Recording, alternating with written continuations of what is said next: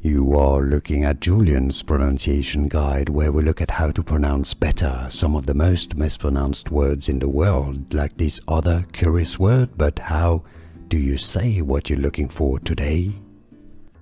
Let's learn how to pronounce this word. Yes, there are two different ways that are correct in English. The most commonly used, and some may argue it's the only one that is correct, the only pronunciation, but that's not true. There are two different ways. Exit, so with an S sound. Exit, many pronounce it this way, but it's also correct and many use that alternative pronunciation. Exit with a Z sound or a Z sound.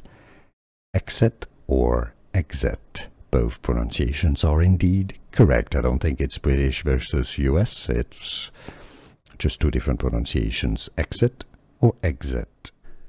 Here are more videos on how to pronounce more confusing words and names too many mispronounced. Like this video if you found it useful. I appreciate your support. I'll see you soon and thanks for watching.